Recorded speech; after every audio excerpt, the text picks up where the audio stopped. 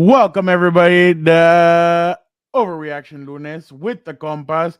I'm Fernando Ramirez. I cover the Chargers for the Sporting Tribune. With me, as always, my co-host, my tag team partner, Gilbert Manzano. He covers the NFL for Sports Illustrated. What's up, bro? What's up, Fernando? An intriguing week in the NFL. Week 8, the Chargers, no problem against the Bears. How did that Ah, happen? And Bears. Yeah, yeah, I know Bears. that was pretty interesting. 30-13 matchup. Yesterday, right around the second quarter, Gilbert had a huge smile on his face, and I was like, "Oh wow!" I'm like, "I don't know what that smile is all about." And then he hung out with me for a couple minutes, so I think I think he does love me. So obviously, it was good to see you. That's why I enjoy those Charger games. I mean, obviously for everything that we do, but on top of that, I get to hang out with you and chat with you and everything. We live kind of at a distance, so it's cool to kind of get together and chat a little bit. But what did you? I mean, Sunday Night Football. Yeah, I know a lot of people were questioning why keep this game on Sunday Night yeah. Football. Were you one of those? Oh, for sure. It was a boring, atrocious game to watch, but I'm sure for Chargers fans, it was a nice game, a welcome game to watch where it's, a lopsided victory for the Chargers, not the other way around. Not a one-score game where you're freaking out, you're stressing out. So I'm sure it was a welcome change of pace. But speaking of pace, Fernando, it got so boring and out of hand that I started pacing around the press box. I'm like, "Hey, Fernando, you want to talk to me?" When most times I'm busy. Leave me alone. Don't talk to me. I got to write on deadline. It's like, what are you doing over here, man? Oh, you want me to take a video of you with Justin Herbert? I gotcha. So things like that. Yeah, that was actually a pretty cool video. I appreciate that. I gave you proper credit, obviously, as one should do. But yeah, I just thought it was an interesting. I mean, if you're that's why I've said, like, I understand some people are kind of like, well, why is this game kept here? The Chargers are the most interesting team in the NFL. Like, their games are always something's gonna happen. So I guess last night my theory wasn't right, but I mean, the one thing that did happen, Justin Herbert was nearly perfect the whole game. He did a lot of good things, a lot of good passes. I mean, I know everybody's gonna talk about there weren't really that many passes past 9 yards and everything, but it was, I mean, you have to find different ways to win. They found a different way to win yesterday. A lot of it was throws underneath the Eckler. Eckler had like 90, like 96, 94 yards receiving. Keenan Allen had 8 for 69, or Jason, whatever you want to call him this morning. Gilbert, the big part was Quentin Johnston got involved Yeah. on that drive, on that 2-minute drive. They went. Justin Herbert found him 3 times. Well, in one of them, he evaded about 3 tacklers. That was pretty impressive because that's what you had heard this whole time about Quentin Johnston. That's what you had heard from TCU. Like, the way this dude is kind of able to slither away from defenders is pretty interesting, and we got a front row seat to it on Sunday night. Maybe this is a thing of or a foreshadowing of things to come. Yeah, I know people are gonna say, well, it's the Bears and it's Tyson Badgett. Bears. Is it Bajan or Badgett, right? Badgett. And he came down to earth. He didn't really do much. The Bears didn't do much as a whole, but it was one of those games where, like, it was a get right game. Make sure everybody, the ones that have struggled, make sure they get right. You haven't had Corey and Lindsley, offensive line, better performance, get right. Oh no, Mike Williams. All right, here we go. Quentin Johnson, this is your game. Get right. Joshua Palmer and a little banged up, but to see him hop off like that and come back, tough dude right there. And then Justin Herbert just needed a game where, like, the finger wasn't bothering him. I know you asked him for the 1,000th time about the finger, but he looked great. So it was just one of those games where everybody just felt good. Even Keenan Allen talking to you in the Jason mask, like, that was pretty cool to see. It was Yeah. a lively environment, and they needed something to kind of pick them up.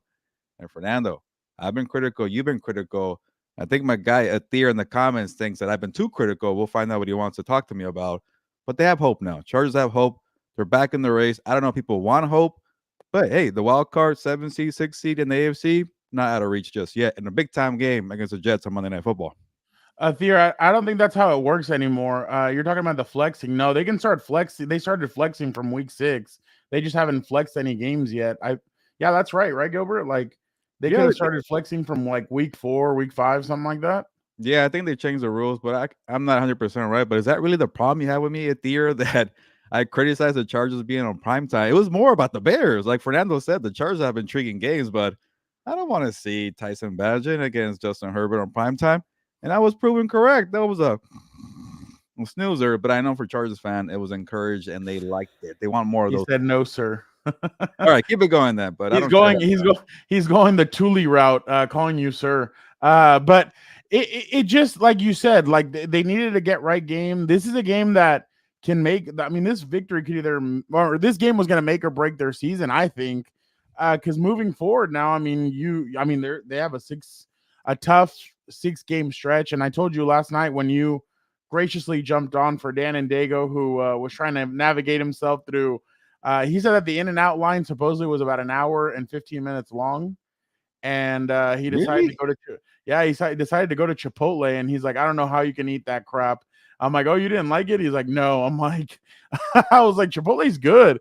He's like, yeah, right. It was trash. So I just started laughing. I'm surprised you didn't see him in the parking lot when you left. Like, I told him, I'm like, you didn't see Gilberto? He's like, no, I didn't. He's like, did he pass by? I'm like, I'm pretty sure he did. I don't think the Chargers give him red lot and make him No, hike. I went So. through the long way or the PS1 way, but I didn't see him. And speaking of Chipotle, Fernando, like Chipotle is not great, but sometimes it just gets a job done, and like that's what the Chargers needed again. Like the Chipotle was the Bears, right? You go in there and you eat your food, you handle your business, and you destroy the Bears and you destroy the burrito bowl and you move on. But it's not great. It's not an amazing food, but No, your no, brother had no, to no. do But what he again, had to like do, you said, Fernando. yeah, yeah. No, I mean, honestly, it's white people food. Like it really is. I mean, hi from Santiago, Chile. Yeah, It's actually really Morgan says they're heartbreaking games.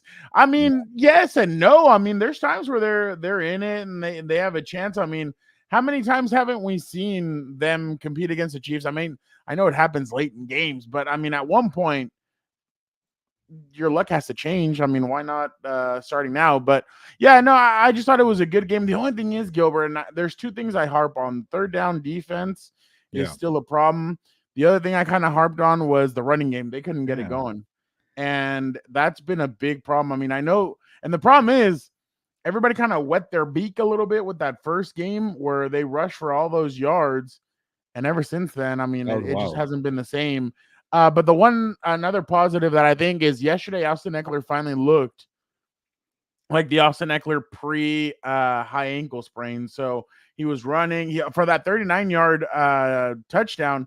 I'm not gonna lie, I didn't think he was gonna make it. Like I thought he was gonna get like hit at the 10 or something.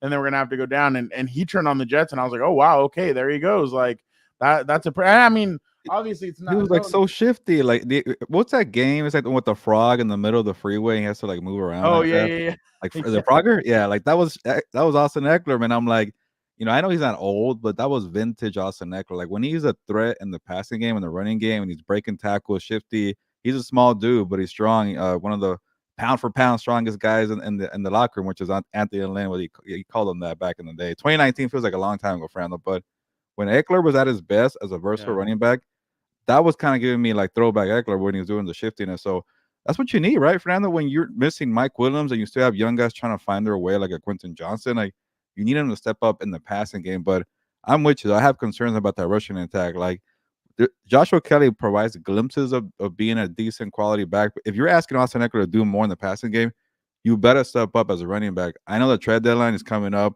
1 p.m. Pacific on Halloween. I don't expect any moves. You don't either, but it'll be nice to get a bruising running back somehow. Maybe Derrick Henry, but I don't think he's going to be available. Yeah, no, I understand the screens are kind of Yeah. like the run game, but I mean, you can't depend on them moving forward because it's going to be tough. Gilbert, plot twist.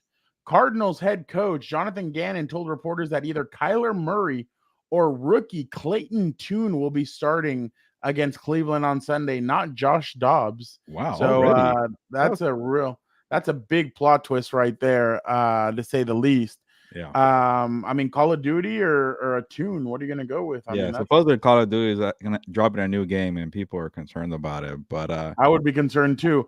But lastly, before we move on from Chargers talk, if you guys want more Chargers talk, we get into it last night on What's Up Bolts. Make sure you go check that out. Gilbert graciously stepped in for Dan and Dago, who went to the game with our cousin, and he was trying to find food after. Didn't bring me anything again. So that was kind of a shame. I had to stop at In-N-Out at like 12 midnight. We got so much traffic in Oceanside. I was like, you know what? I'm freaking starving. Like, I need something to eat. The food was terrible yesterday at SoFi, Oh man. so I needed to stop. Yeah. But Well, before I give you my input on the food real quick, I just want to let people know, the listeners and viewers of here, Compas on the Beat Live. If we move on to a different game, you can still ask questions about the Chargers. We're gonna stop. Ask me yeah, we'll jump questions up back. here. That's fine too. I want to hear questions and be engaging. But and I love you too at the We have a good back and forth love hate relationship, but all love. I shouldn't say hate, The but go ahead. the Jets defense will bring it on Monday. They are not afraid of Herbert. How important the Oh, for both sure. defense bring it. Oh, this 100%. And we'll get into, you know what? We'll get into Chargers Jets a little bit more when we talk about the Jets coming up at the year. So make sure we'll jump into that. And real And quick, Fernando, on the review of the Mexican food at SoFi Stadium press box. Yes, it was terrible, but one of the sweetest ladies in the press box who helps oh out, yeah, they're cleaning really and nice. doing the food. She was like, you should try it. And I kind of like, all right, fine, I'll do it. It was the chile rellenos. And I like the cheese, and I'll leave it at that. It was a mistake on my part, but I wanted to be nice. And you were the person that made the right move of not trying it. But they had Um, tamales with cheese. I don't know what they were fasting with cheese, but yeah, whatever that was yesterday, I wasn't a big fan of. Just to give you my well, review of the SoFi Stadium press box. well, I mean, and the thing is that I mean, you're kind of hoping that it's gonna be good or whatever, and you're kind of like, like I don't know. I was kind of hoping for more.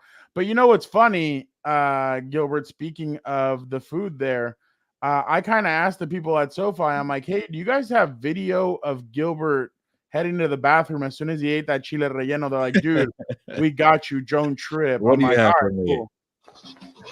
cool. Gosh.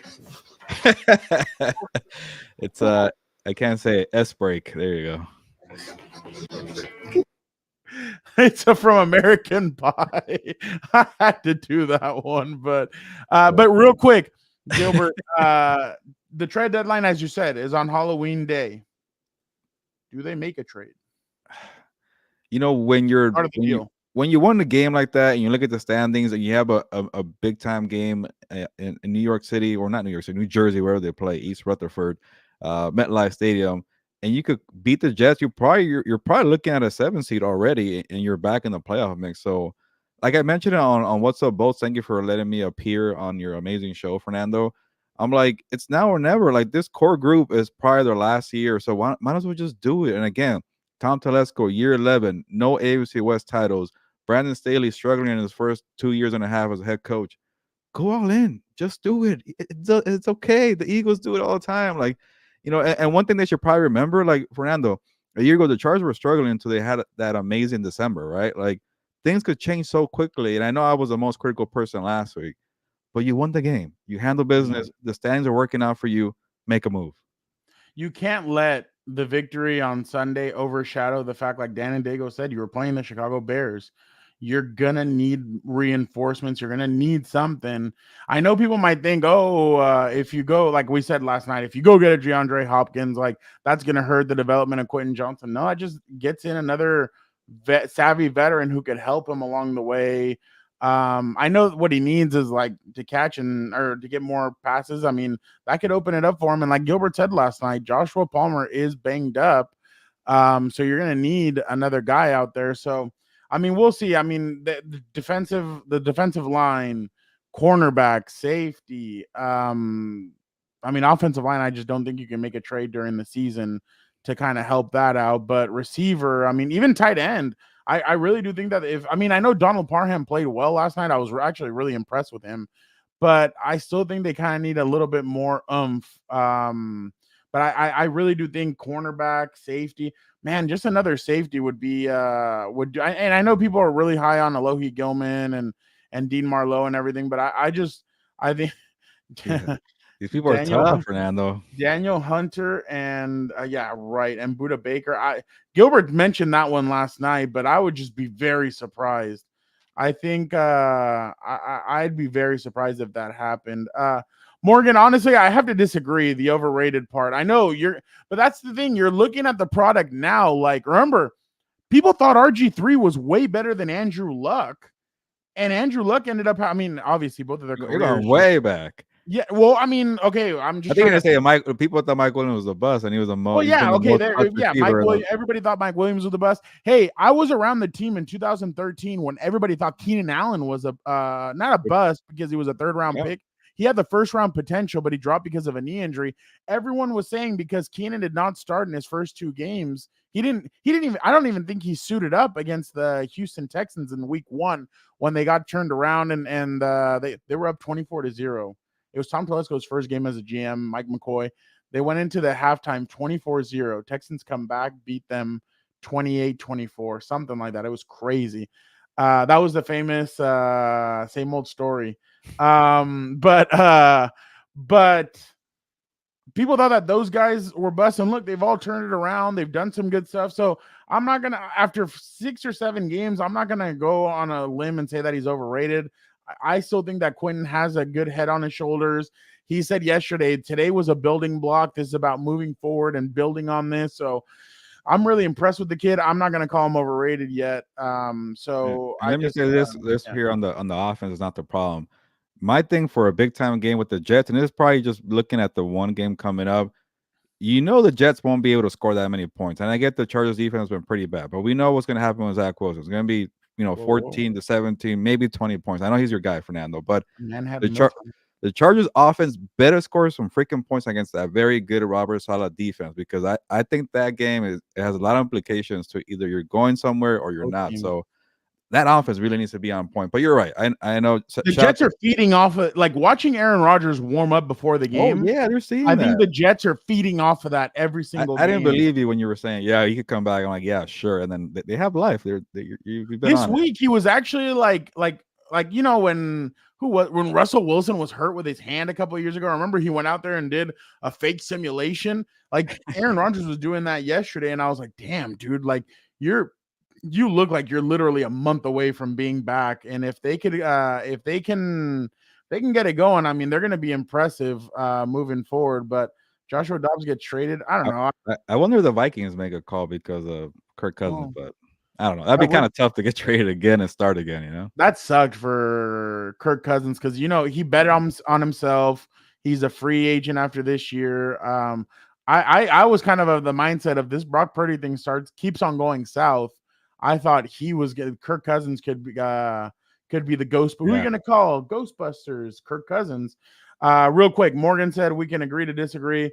He played one side of the field at TCU and he didn't know the playbook. Yeah, but I mean, there's always criticisms. I mean, with Mike Williams, it was the neck and that he wasn't a big time receiver and that all he could do was down the field stuff. And I mean, that's just always that's the thing. Like that's kind of probably maybe I feel like Mike Williams was more developed and he had injuries. But I was gonna say with Quentin Johnson, like a lot of people are saying this guy is really good. His skill set is amazing, but he's just not ready yet. And maybe that could be the real thing. Like that upside, that potential that you betted on, it just probably is gonna take longer.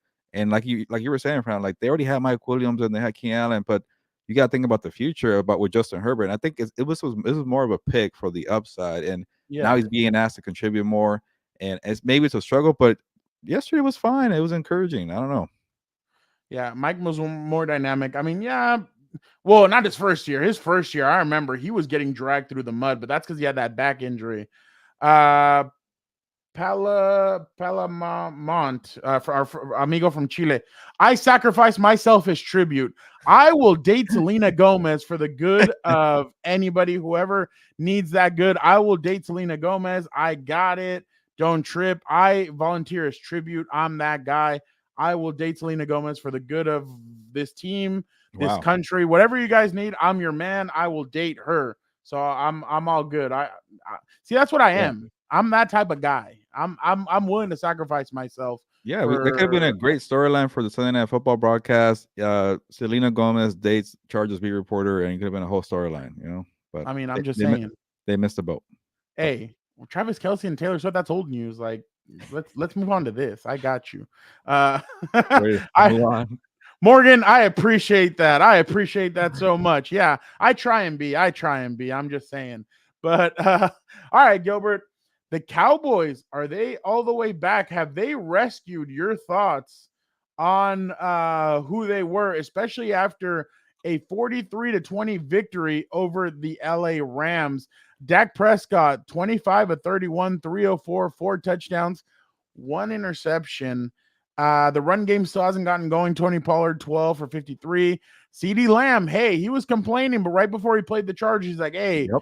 we need to do something about this offense. 12 receptions, 158, 2 touchdowns. Brandon Cooks, 3 for 49, 1 touchdown. Ferguson, 4 for 47, 1 touchdown. So, Gilbert, are they all the way back?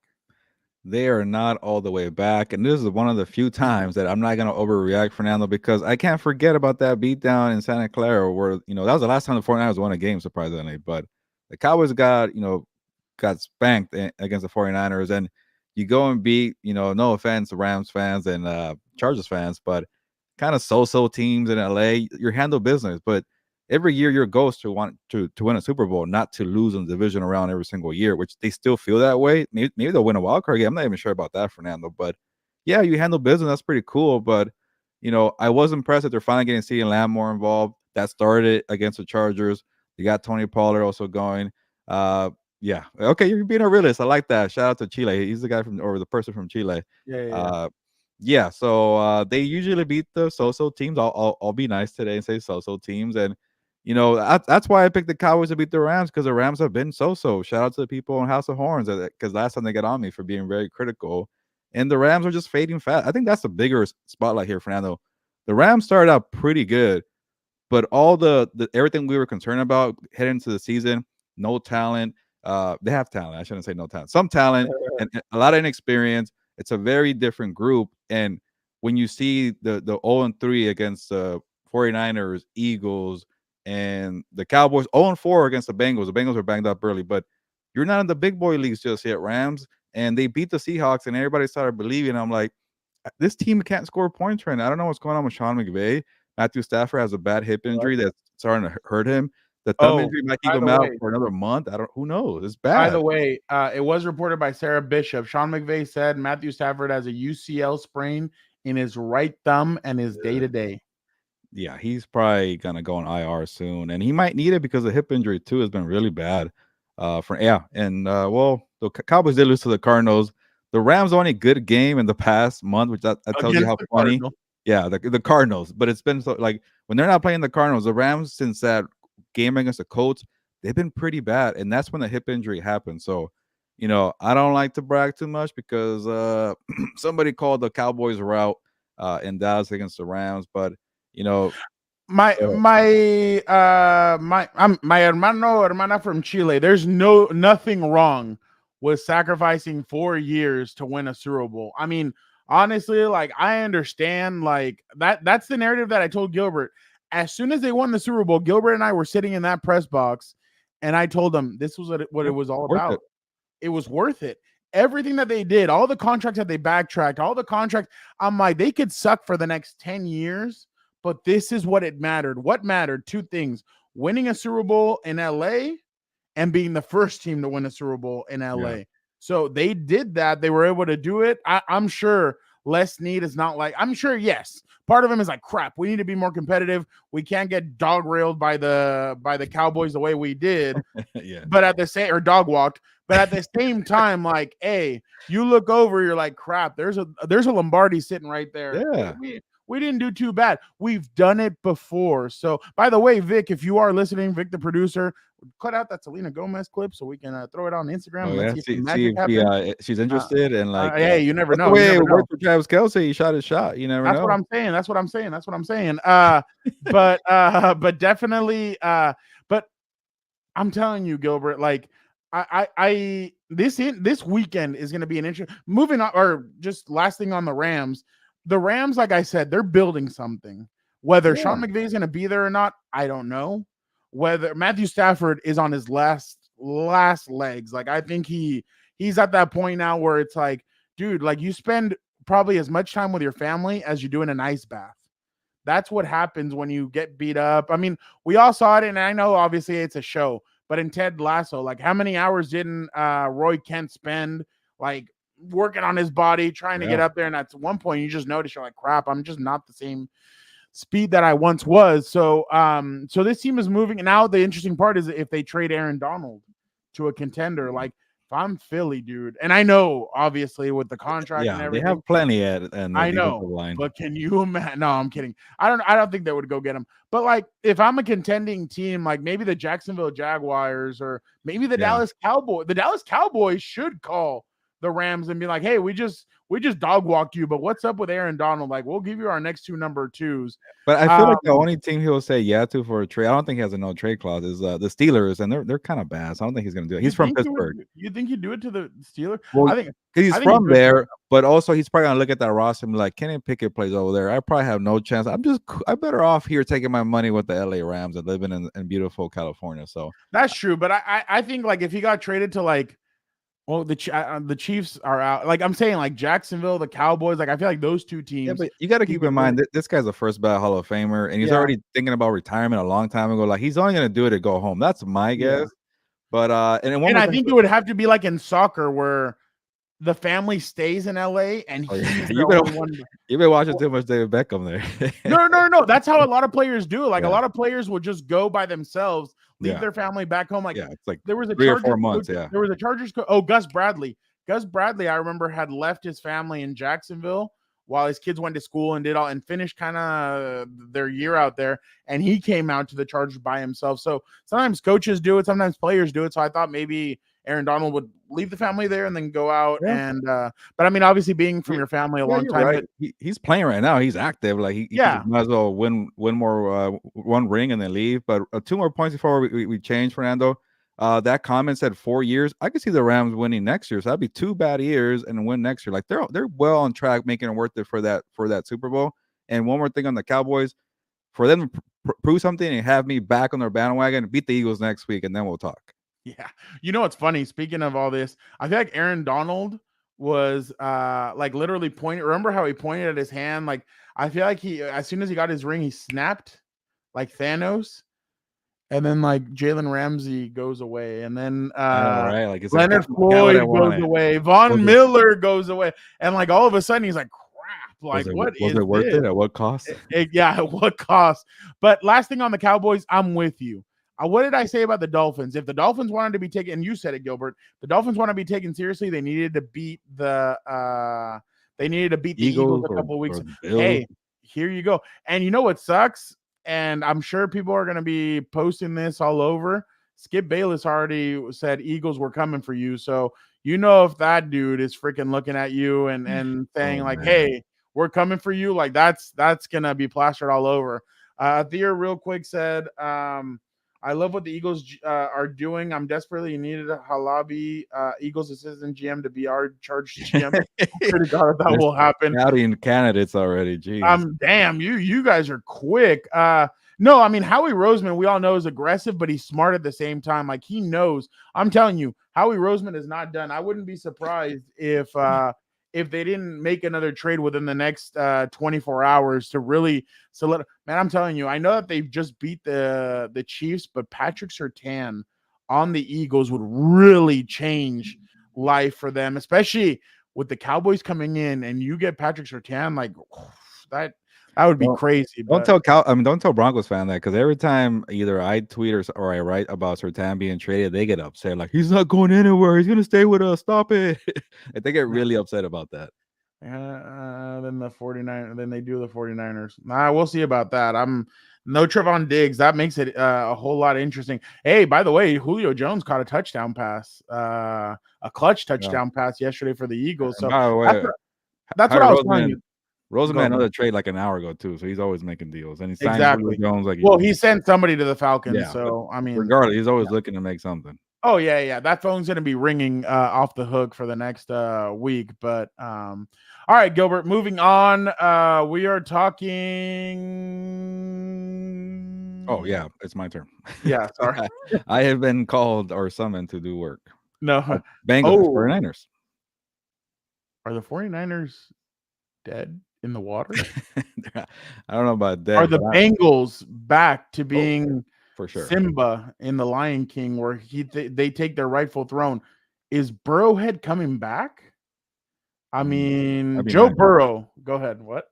No, that'd be nice because, like, by the way, I picked the Bengals to be my Super Bowl pick, and they're looking nice right now. And then I wouldn't mind seeing a Chiefs-Bengals showdown again in the AFC. Yeah. Yesterday, the Cincinnati Bengals improved to 4-3 after starting the year pretty rough. They've kind of gotten a couple of games now. The 49ers have now lost 3 games in a row. Brock Purdy has not looked good. 22 of 31, 365 for Purdy, 2 interceptions, 1 touchdown. George Kittle, 9 catches, 149. Brandon Ayuk, 109, 5 catches. McCaffrey, 64, 1 touchdown. Gilbert, somebody on this program, and I'm not going to say what you think I'm going to say, said that they needed to go that the 49ers still need to make an offensive trade. Everybody's talking about their defense, and I get it. But they still, I think, need to make an offensive trade.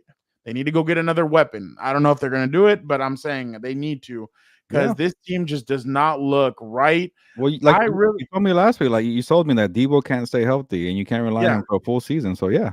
No, and the thing is, Gilbert, their toughness didn't suit up yesterday. I really do think Trent Williams and Debo Samuel set the tone for that team. Yeah. They've missed the last 2 games, I think it was, and they missed most of the. I know. Well, no, I think Trent got it up and he played the rest of that Browns game, and Debo didn't. But I'm not saying that Debo needed to or whatever. I'm just saying like Trent Williams did. But now I'm wondering, like, that toughness is gone. That their pizzazz is kind of gone. Like they don't have that same fire that they had. Their defense looks weak.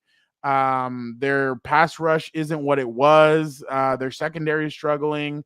I don't know what you think, but it just has kind of unraveled. How do you spend money on Javon Hargrave and your defensive line got worse? Like, you're supposed to be better and applying pressure. And, one thing about the 49ers that we all overlook, they're a finesse team. Like, they don't match up well against the Eagles. They're not as physical. Trent Williams gives them that one element of being physical. And Debo makes you a matchup nightmare to account for.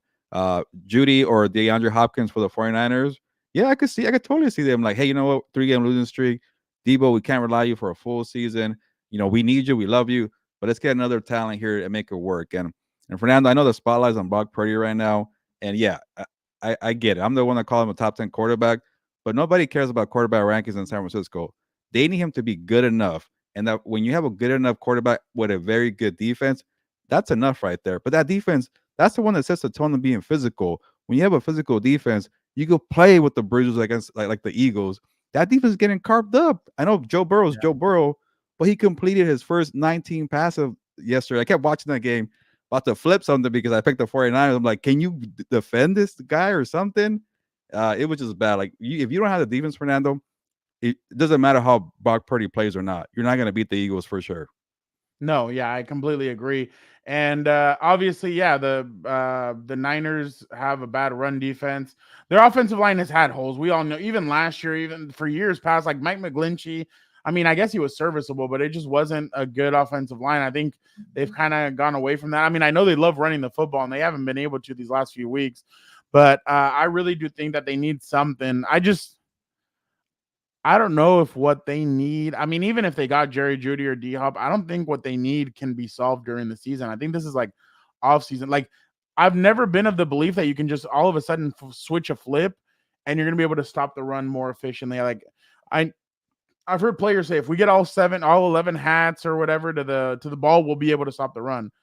Yeah, but I think it takes a defensive scheme change to kind of do some of that stuff at times. So I'm interested to see what they're going to do. Steve Wilkes, I'm sure is getting roasted by 49ers faithful, because obviously D'Amico Ryans' defense looked completely different from what this defense is looking like. Like you said, you add Javon and you think, okay, they're about to be a way better defensive line. They're going to get better. And it just, since that Cowboys game, it just hasn't looked like it. They just look pretty bad. And moving forward, I just don't know what this 49ers team is going to look like. But on the flip side, Joe Burrow seems like he's getting healthier and healthier. And they have a big matchup coming up this weekend against the Buffalo Bills in Cincinnati. So that's going to be interesting to watch. Joe Burrow only had 4 incompletions, 28 of 32, 283, 3 touchdowns. Jamar Chase, 10 for 100 and 1 touchdown. Higgins, 5 for 69. Boyd, 3 for 40, 1 touchdown. So, I mean, he's spreading the football around. They're doing all the right things. They're running the football better. Mixon had 16 carries for 87 and a touchdown. And their defense, the thing is, their defense is disrupting opposing offenses. Like they're really getting after quarterbacks. They're disrupting them. They're causing them to make mistakes. So I really do think that Cincinnati's starting to kind of hit their stride. That's why I tell everybody, like, it's crazy to see that they're like at the beginning of the season, like everybody's roasting them. And then all of a sudden you kind of turn it around. That's why when you see these teams that start off the gate really hot, everybody's like, oh, yep, Super Bowl. And then everybody's like, oh, the Bengals are dead. They're this, they're that. Here they come now. Their defense is starting to feel themselves. Their offense starting to feel themselves. That's what happens. That's what happens when a team. And I have to give Zach Taylor a lot of credit because obviously we see what's going on in Green Bay. We see what's going on over here, obviously. But moving forward, I really do like the job that Zach Taylor, his staff, everybody, they're putting together a good plan there with the Cincinnati Bengals. That's why I hope that moving forward, they're going to be able to get it going and make that push. Because the Baltimore Ravens, I mean, yeah, everybody loved them a week ago. Yesterday, they kind of were up and down against the Cardinals.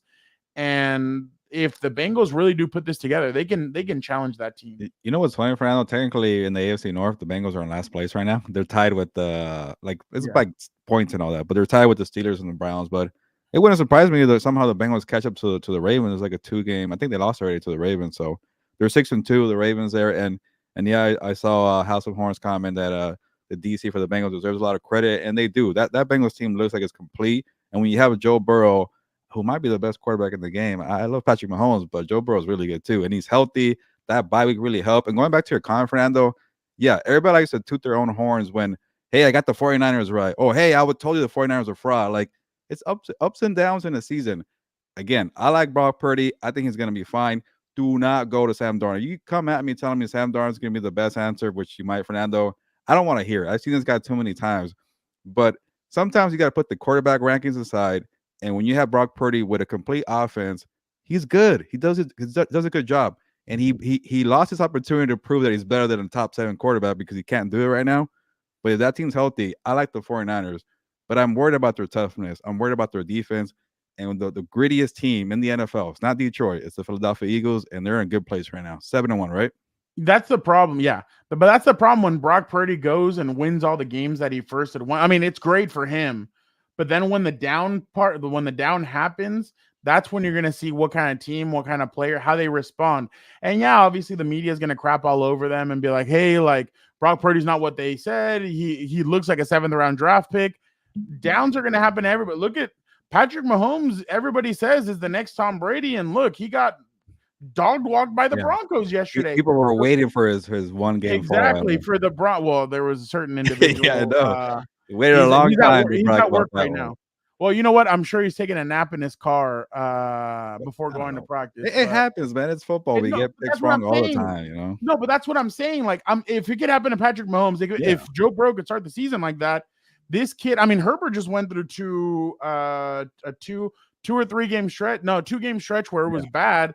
And now he's not clutch, but they forgot everything else he did, you know. Exactly. So now, like, Brock Purdy just needs to take this, cancel out the noise, and just keep on going. I mean, and the 49ers just need to do right by him. And guys like Trent Williams, Deebo Samuel, they got to pick the dude up. George Kittle. They have a lot of leadership on that team. So, I mean, I could already hear Nick, don't worry about it, Brock. We got this. Like, I can already hear him like we got your back. One thing, Fernando, like, he could afford to miss a couple of throws. He's been missing throws, all season, but you can't turn over the ball. That's the one thing. Just play clean football. You can have a couple of misfires, but don't turn the ball over. That's it. Athier Gilbert, please don't be sad. I got the Chargers beating the Jets 14-10. Why would I be sad about that? Like, that seems like a legit score. No, because he thinks that you're gonna say that the score. Because of the score, you're gonna be like 14-10. Like, I just saw the Jets win in a miracle fashion, beat the Giants 13-10 in the overtime game there, and the Giants have a better defense than the Chargers, so it could be low scoring. This is true, Daniel. Broncos giving up 70 earlier this season, then 9 to Mahomes and the Chiefs is hilarious. Not just that, but remember a couple of weeks ago. On Thursday Night Football, if Russell Wilson would have been able to muster up anything, they probably could have beaten the Chiefs in Kansas City. They just had a couple of hiccups. I think they beat them like 19-8 or something like that. Like they could have beat them even then, but they had some misfires there. So the Broncos, I mean, who knows? Maybe Sean Payton actually knows what he's doing. Dude, and Mahomes was also sick, and supposedly people are giving Kelsey He'll crap be for out being there. at the World Series, and he wasn't paying attention to the Broncos. At some point, that streak was supposed to end, and it just happened already. Let's move on. But yeah, what's the next one? I'm watching the David Beckham documentary, and this reminds me of the David Beckham stuff where he caught all that flag for everything going on. Now all I need is Andy Reid to run up, kick a pile of clothes, and a boot come up and hit Patrick Mahomes in the head like David Beckham. But that would be an interesting story. No, but I mean, the lulls are going to happen now. Obviously, if they lose to the Dolphins in Frankfurt next week. Patrick Mahomes, you and Travis Kelce need to get up and take a page out of Team 3. While on the airplane, while everybody's asleep, you need to be up there going aisle through aisle, working out, doing everything that that Russell Wilson did last year when they went to Europe. While everybody was asleep, he was working out. Gilbert, lastly, the Jets, they survive against the Giants. It was a close game, Gilbert. It was everything that you wanted, Gilbert, 13-10. But Zach Wilson, 17 of 36, 240, 1 touchdown. Garrett Wilson, 7 catches, 100 yards. Brees Hall, 6 catches, 76 yards, and a touchdown. This is what you needed from him. Wow. Oh my God, no way. Is this true? What happened? Tyrod Taylor and DeVito, 6 passes completed out of 14 attempts for 7 yards. Yeah, I didn't even know who this DeVito guy was until yesterday. How the hell did he score? Did they score 10 points? Yeah. Oh my God. This is crazy. Well, DeVito ran for a touchdown, and they had a bunch of field goals, and they should have won the game, but Graham Gano missed a field goal too. Yeah, Graham Gano missed. You probably thought that a trade had happened. My bad, guys. False alarm. Tyrod Taylor going to the Vikings? No, I was like, wait, what? Hey, by the way, Tyrod Taylor getting another ribs injury was just like, oh no, you don't want to hear that with him. Did you see the picture? Like there was a picture of him where he's like Neil. Yeah, he was. Yeah, hunched over. There you go. He was hunched over. Down, I'm like, this is I was like, the Herbert game. Exactly. What I was impressed with, and I keep on telling you guys, Zach Wilson, I think, and this team is kind of feeding off that Aaron Rodgers stuff. At the end of the game, he brings the team up. They end up. He had a really good throw that I don't think is being talked about enough, where he kind of goes across his body, throws it to the tight end or the receiver. I don't know who it was. And they that's where they got into field goal range, and you're like, wow, that was actually a really good throw.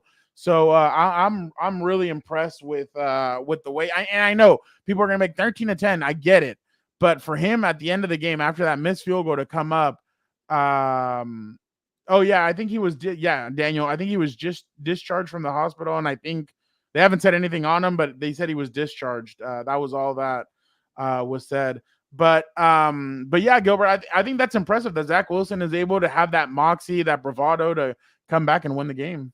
Yeah, honestly, Fernando, I think his biggest problem was confidence. He's overthinking out there on the field. And when he gets in a groove and in a rhythm, you see why they chose a number 2. Like he's a guy who needs to be in the movement, kind of bootleg wise. Like he kind of reminds me a little bit of Jared Goff with maybe a better throwing arm. Like he said, he could throw opposite to the field.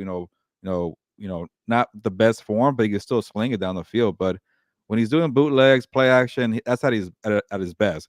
And once he gets in the rhythm, and just throw it to Garrett Wilson, little quick throws. And obviously, I have Garrett Wilson in fantasy, and I hate this because he racks up, yards, quietly. But I bet you with Aaron Rodgers, it would have been like a bunch of touchdowns on the field. But he's making it work with Garrett Wilson, and you're playing clean football. Like when I saw that stat line for him, I'm like, okay, here's my guess: no interceptions from Wilson. Garrett Wilson got 100 yards receiving, and the defense did the bulk of the work. I checked the stat line. Yep, there you go. And that's how they win games. Obviously, they needed a miracle in that final minute because that was a chaos. When Graham Gano missed that field goal for him, it was still like 26 seconds left. And then that drive started with Wilson getting sacked by a Kayvon Thibodeau. And all it took was a 30-yard completion to Alan Lazard, and they were in field goal range, and they did the rest. So they shouldn't have won that game. Yeah. Go ahead. The LA native now has 6.5 sacks in the last 8 games, I think. Yeah, he's playing well. He's a little inconsistent, but by the way, the Giants overall, that defense is doing well. They're not the problem. It's definitely the offense there. And I brought up Leonard Williams on What's Up Boss yesterday for maybe for the Chargers, but he's not going to Seattle. That's a good move. And it is because they're now in first place in the NFC West. They haven't played the 49ers yet. I like the Seahawks a lot. I still favor the 49ers better. But it's a move you got to do. You're in it. You're in the race. Go be aggressive. And the Giants, too, for their part, they got a second round pick out of that. That's pretty good for Leonard Williams. And, they're trying to make it work with Brian Dable. I think they're finally giving up on the core from the other regime. Like, hey, even though they paid Daniel Jones, that was kind of bad. But it tells you it could be the end of this era. But going to the Jets, your fantasy world of having Aaron Rodgers back in the playoffs is looking like they're doing it. You just got to keep doing the same kind of recipe and then holding down the fort. And that defense is really good, Fernando. So I'm really curious about the matchup on Monday night. Like, what can Herbert do against that defense? I'm so disappointed I'm not gonna be in New York because I'd love to see Aaron Rodgers that'd be up close fun. and personal to like doing just his drop back and then all that stuff. But I've never covered a game at MetLife Stadium. That's one of the things I'm missing. Oh, I know. Neither have I. That would have been. Oh, we should have actually planned for that, and we probably could have gone together. But like remember Washington when we went to that game, and we went to like some Chinese restaurant at like midnight. Oh yeah, that was good actually. That was a good. That was one of the best Chinese foods I think I'd ever had. That was really we were just good. walking by and we just stumbled on it. Yeah. We were like, oh, okay, let's just go here. Oh yeah, because what's his name had given us a ride. Our good friend Sam. Oh yeah, Sam. Sam Sam had given us a ride, and that's why we stumbled across a little it. Sketchy around the hotel, going around the block, but I want to walk back.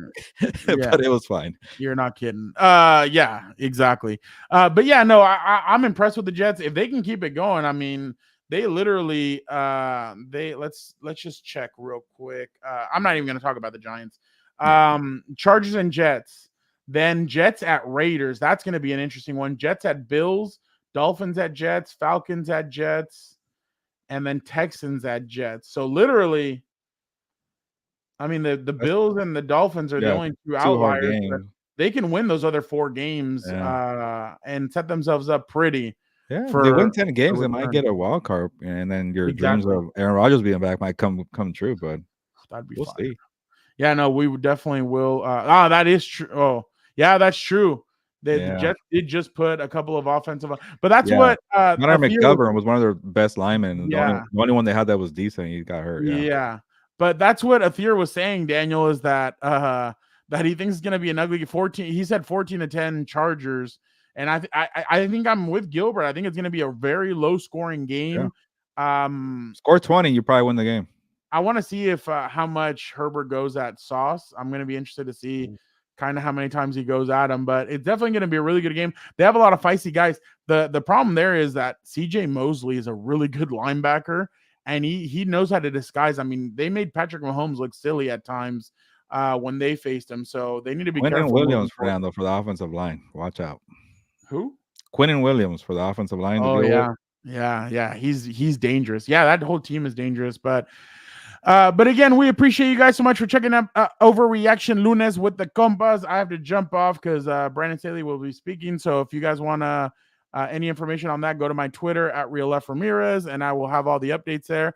But again, we appreciate you guys so much. Just letting you guys know there will be no Compas on the beat this week. We will be back next week. Daniel said he trusts Herbert to get 21 at least. So there you go. But we will be back next week. Again, we appreciate you guys so much. This week, the Rams play the Green Bay Packers. Oh, in Green Bay or? Yeah, in Green Bay. So both teams are gone. Yeah, the Packers stink, but actually, it's gonna be no week at SoFi, no game at SoFi this week. Yeah. Oh, thank you so much for coming on from Chile. We appreciate you guys so much. House of Horns will have your Packers and Rams preview. Will Matthew Stafford play? We will see. Dan and Dago and I will have your Chargers preview against the Jets. Trying to get on a Jets beat reporter to kind of break down that team. The only one I missed on was the Chiefs one, so I apologize for that one. But we will try and keep that going. But again, we appreciate you guys so much. Thank you guys. Don't forget to like, comment, subscribe. Don't forget to let your compas know what your compas on the beat are doing. Thank you guys so much, and I hope you enjoy the rest of your week. It's only Monday, but hey, it's a good week to have a good week. Thank you guys so much. Have a good one.